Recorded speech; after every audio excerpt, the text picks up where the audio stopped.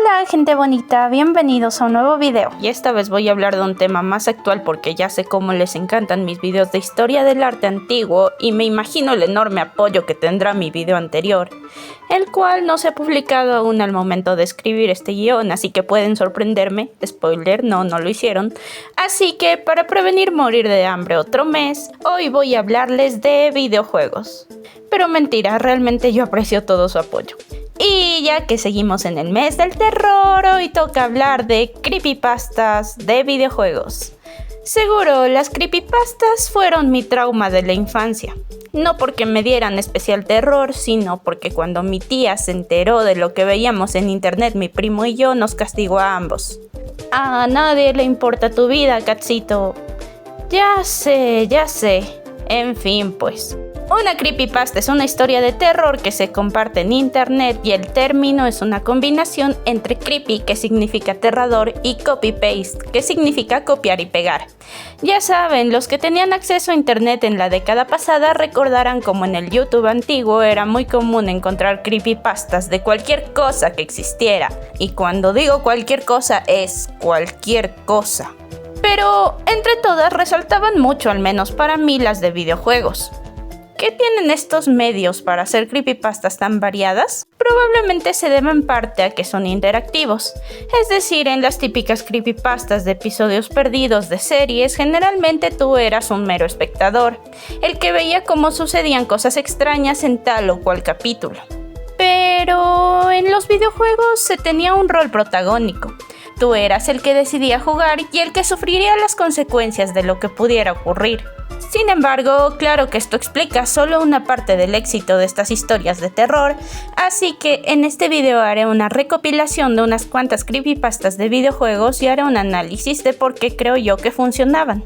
Solo quiero aclarar que esto no es un top, ni un ranking de las mejores o peores. Hay creepypastas buenas y otras no tanto. Simplemente fueron las que se me vinieron a la mente en el momento. Así que ya dejemos de extender esta intro y vamos con el video. Polybius. A inicios de la década de los 80, en Portland, Oregon, en cientos de arcades apareció una máquina con el título Polybius escrito en ella. A simple vista, un videojuego divertido. Se dice que hasta había fila para ser el siguiente en jugar, sin saber las devastadoras consecuencias que esto traería. El juego era uno de esos en los que te ponías en el rol de una nave espacial y le disparabas a enemigos, aunque con la particularidad de que la nave no se movía, sino que el escenario a su alrededor era el que lo hacía. Esto, combinado con colores muy vivos y efectos de luz, hizo que destacara rápidamente. El juego, diseñado por una empresa llamada Sinneslöschen, en alemán pérdida de los sentidos, se volvió infame porque, aparte de causar una especie de adicción extraña, quienes lo probaron afirmaron haber sufrido afecciones neurológicas como vómitos, náuseas, alucinaciones, tics nerviosos, epilepsia, pérdidas de memoria o pesadillas.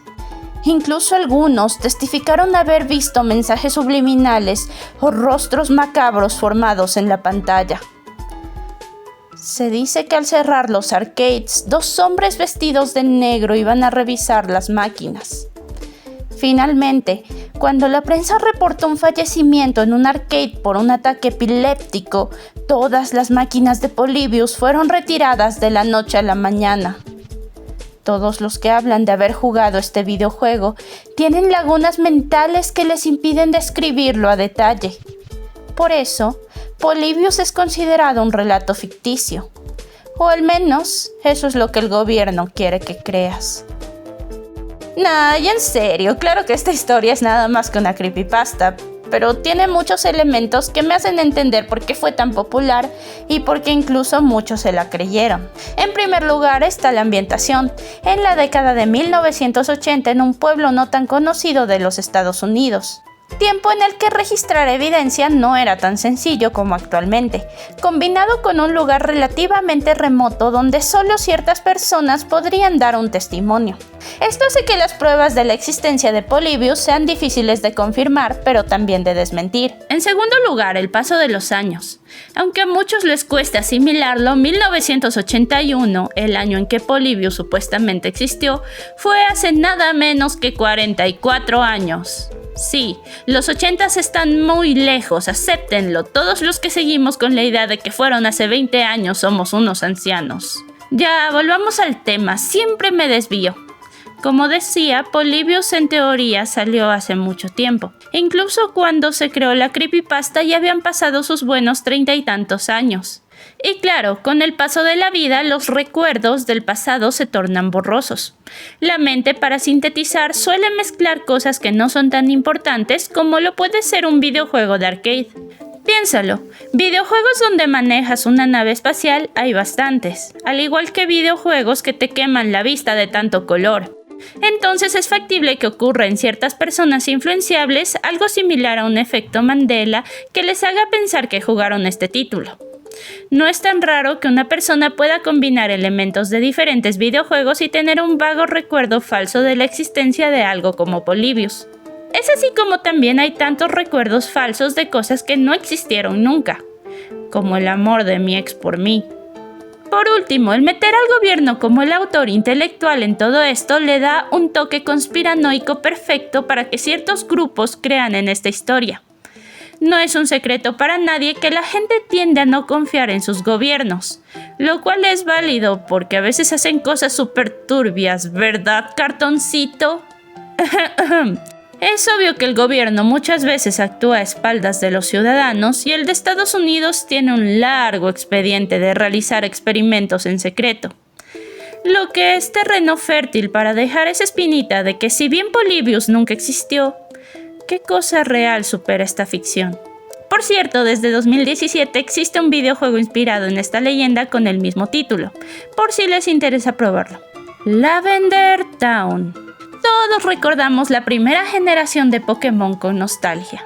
Con sus iniciales icónicos, música tan memorable y una jugabilidad divertida que harían de Pokémon un fenómeno extremadamente popular en todo el mundo.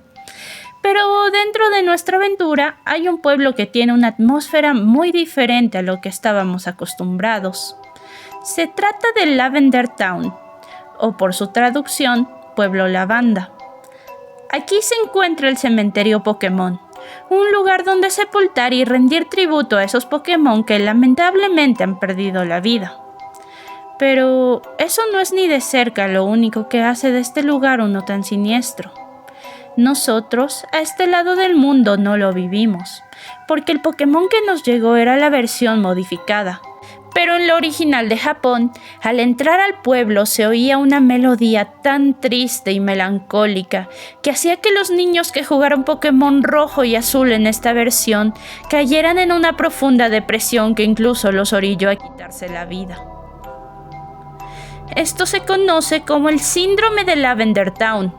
Y es que según se cuenta, la melodía de Lavender Town tenía una frecuencia tan aguda que solo los niños y adolescentes eran capaces de escuchar, con mensajes subliminales tan devastadores que marcaban de por vida a sus oyentes.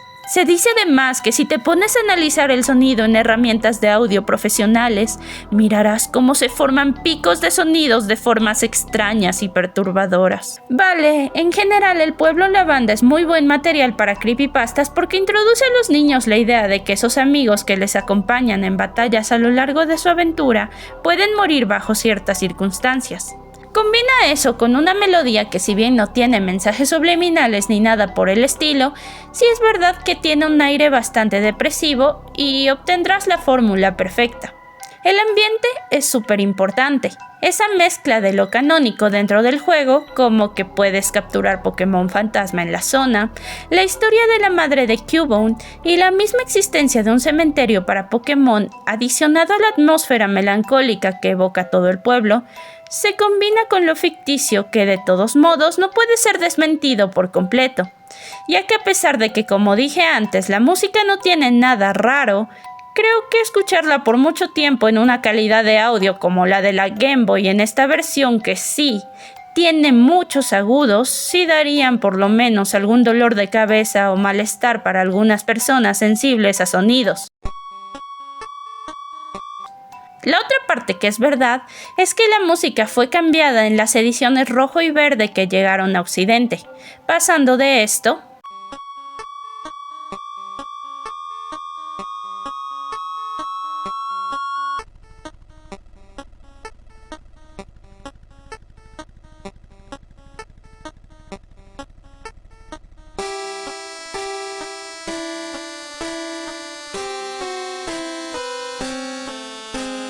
a esto.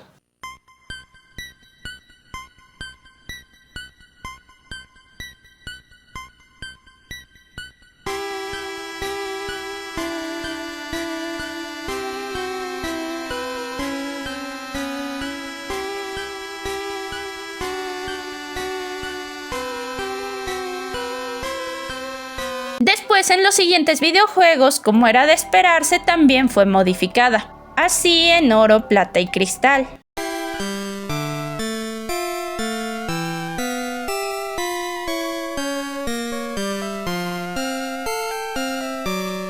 Así en verde hoja y rojo fuego.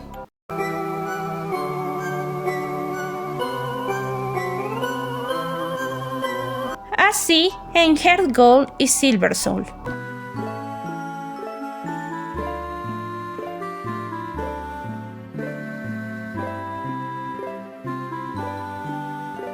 Y en Let's Go Eevee y Pikachu.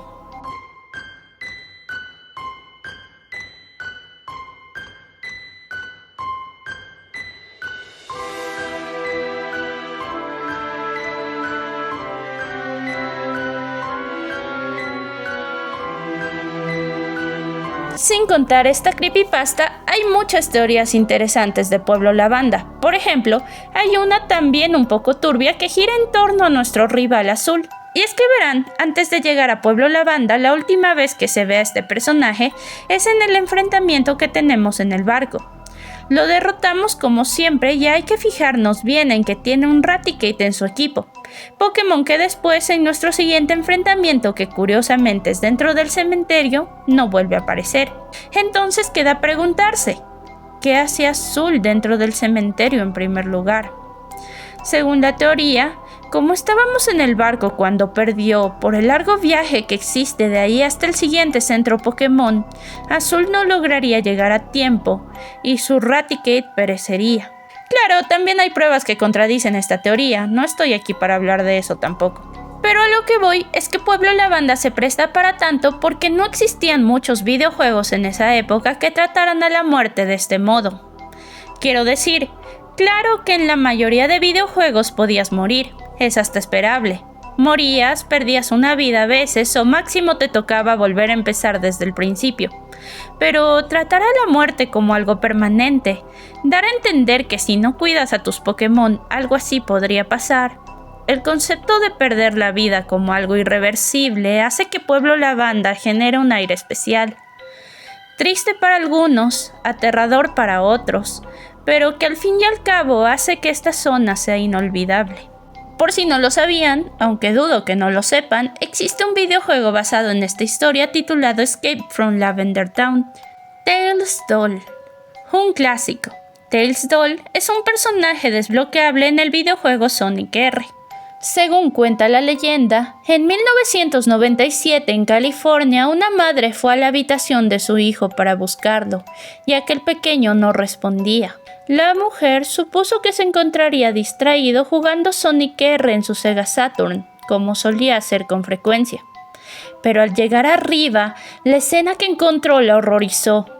Frente a la consola yacía el inerte cuerpo de su hijo, frío y con los labios azulados echando espuma por la boca, con las pupilas dilatadas y una mirada de vacío. El niño había perdido la vida y mientras la madre presenciaba esa horrorosa escena, esta canción se oía proveniente del televisor.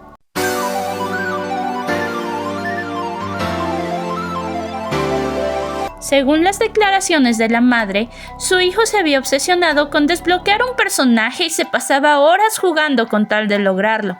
Después de este trágico acontecimiento, la señora decidió regalar las cosas de su hijo a su mejor amigo, entre ellas la Sega Saturn aún con el videojuego colocado.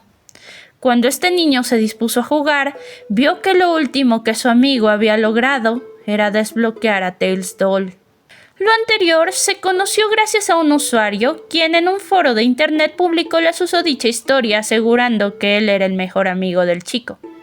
La gente le creyó y entonces la noticia comenzó a regarse de manera asombrosa, suscitando a su alrededor el montón de historias, muchas supuestamente reales, que hicieron nacer la leyenda de Tails Doll. Hay una historia bien conocida, que se hizo famosa, la cual involucraba asesinatos en serie, cosas bastante gráficas y un supuesto demonio con el nombre Tails Doll. Pero sinceramente ponerme a contarla ahora no va porque 1. Ya es una historia conocida hasta el hartazgo y difundida como la supuesta historia real de Tails Doll, aunque es una mamada. 2. No quiero que mi jefe el YouTube se enoje conmigo porque ya de por sí no es que me quiera mucho. 3. Sinceramente, mucha sangre y cosas innecesarias. Amigos, el que me comparó con la Black Strawberry 14 no sabe lo muy incómodo que se me hace el gore. Pero sí, alrededor de la figura de este muñeco de trapo se han creado muchas teorías. ¿Por qué? Es una mejor pregunta. Veamos los factores. Está la propia apariencia de Tails Doll. Recuerdo que a muchos les parecía un muñeco vudú, aunque realmente su descripción dice lo siguiente. Como último recurso, Eggman fabricó esto para atrapar a Sonic desprevenido. Esto, a excepción de la planta de energía incrustada en su cabeza, es un simple animal de peluche cuya escasa forma, sin embargo, muestra una considerable capacidad en las carreras debido a su diseño ligero. Aún así, también puede flotar en el aire durante un largo tiempo. Entonces no es un muñeco vudú. Si parece eso para alguien, supongo que es porque se le ven las costuras y tiene ojos inexpresivos. Pero esto se debe a que es un muñeco, uno mal fabricado como recurso desesperado. Y si el pobre se mueve raro, tampoco es porque esté poseído, sino porque se controla de manera remota con la antena que tiene en la cabeza. Luego está que nuevamente la historia del chico desvivido mientras jugaba es difícil de negar del todo porque no hay nada tan extraordinario en ella que pueda dejarla como evidentemente falsa, al menos para un niño. Además, esta narrativa se ve respaldada por ese pensamiento de la época de echarle la culpa a los videojuegos de todos los males del mundo. Y, oigan, ¿alguien me dice por qué el fandom de Sonic tiende o tendía a crearse tantas historias turbias y sangrientas? ¿Necesitan ayuda? Talking Angela. Vamos con el único videojuego de celular que meteré en la edición de hoy. La saga Talking Tom and Friends se volvió conocida en Android por el año 2014. Talking Tom era una aplicación móvil donde tenías un gato virtual con un diseño que no ha envejecido, nada viene de aclarar, con el que podías interactuar, a veces jugar, a veces hablarle y a veces realizar maltrato animal.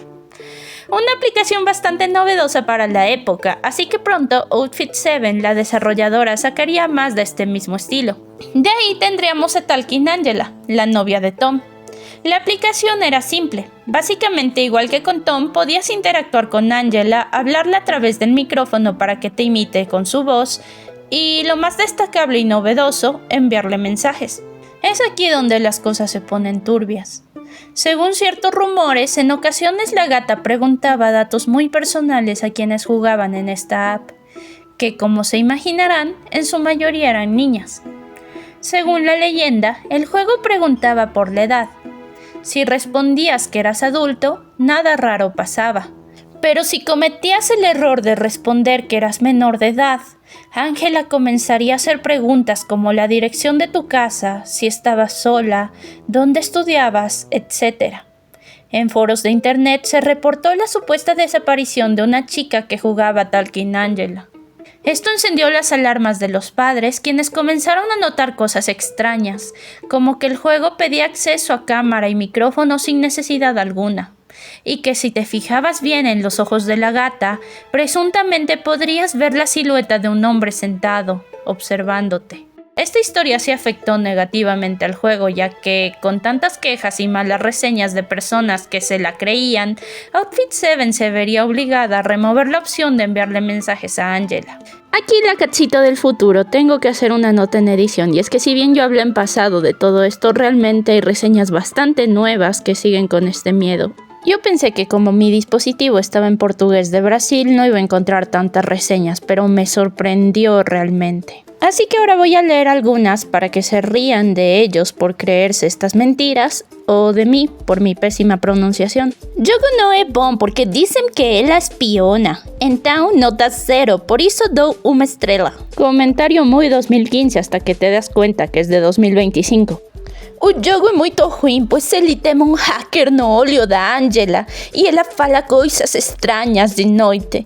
Não recomendo para crianças de nenhuma idade, nem para adultos, idosos e adolescentes. Amigos, as comas são gratuitas. No olho da Angela aparece um hacker. Não gostei do jogo, muito ruim, não recomendo. Ok, pero no me grites que me pongo triste. Fuera cachito de edición, continuemos con el video. Esta es curiosa porque demuestra el miedo que muchas veces causan los avances tecnológicos. Una app como Talking Angela, que era capaz de contestarte mensajes gracias a una IA bastante tosca, a día de hoy no parece nada sorprendente. Pero no podemos juzgar el pasado con los ojos del presente. En esa época, eso era algo dentro de lo que cabe novedoso. También está el miedo a la invasión a la privacidad, que a ver, no es que haya estado tan mal encaminado. Miren, obviamente no hay un señor mayor mirándote a través de los ojos de Angela, ni más faltaba. Nomás imagínate que estaría bien pendejo porque ¿para qué prendería su propia cámara nada más para espiarte? No hay necesidad. Pero esta leyenda urbana juega con algo real después de todo. Ahora para nadie es un secreto que las compañías sí hacen tácticas sucias para obtener tus datos.